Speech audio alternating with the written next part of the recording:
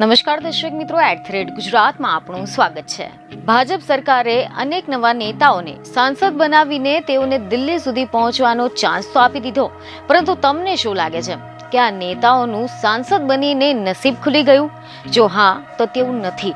જેમ એક સામાન્ય માણસને રહેવા માટે વલખા મારવા પડે છે, તેવા જ હાલ અત્યારે આવા જ કેટલાક સાંસદોના થઈ ગયા છે। કારણ કે ગુજરાતના જ ડઝનેક સાંસદો સરકારી આવાસની રાહ જોઈને બેઠા છે।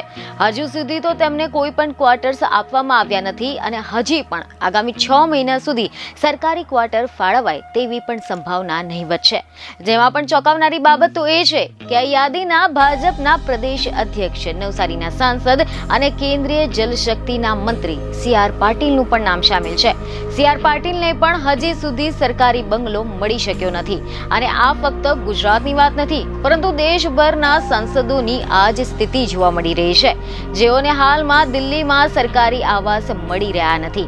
અને આ મામલે ખબરો તો એવી પણ સામે આવી છે કે દીવના સાંસદે આ અંગે ખુલાસો કર્યો હતો કે અમને હજુ પણ ક્વાર્ટર ફાળવવામાં નથી આવ્યા। હું હજુ પણ દીવના ભવનમાં જ રહું છું। થોડા દિવસો પહેલા પણ ગુજરાતના ભાજપના બિનહરીફ ચૂંટાયેલા સાંસદ મુકેશ દલાલે બળાપો ઠાલવ્યો હતો અને જણાવ્યું હતું કે તેમને પણ સુરતમાં સાંસદની ઓફિસ મળી નથી। એમને કલેક્ટરને રજૂઆત પણ કરી હતી। નવા ચૂંટાયેલા સાંસદોના સરકારી આવાસોનું હજુ સુધી કોઈ પણ ઠેકાણું પડ્યું નથી। ઘણા બધા પૂર્વ સંસદ સભ્યોએ હજુ સુધી સરકારી આવાસ ખાલી જ કર્યા નથી, જેના કારણે વર્તમાન પાર્લામેન્ટમાં ગુજરાતના સંસદ સભ્યોને સરકારી આવાસ મળી શક્યા નથી।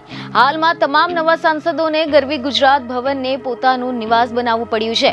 અહેવાલો એવા મળી રહ્યા છે કે પાટીલના બંગલામાં હાલમાં રિનોવેશનની કામગીરી ચાલી રહી છે અને એના કારણે તેઓને પણ ગુજરાત ભવનમાં રહેવાનો વારો આવ્યો છે।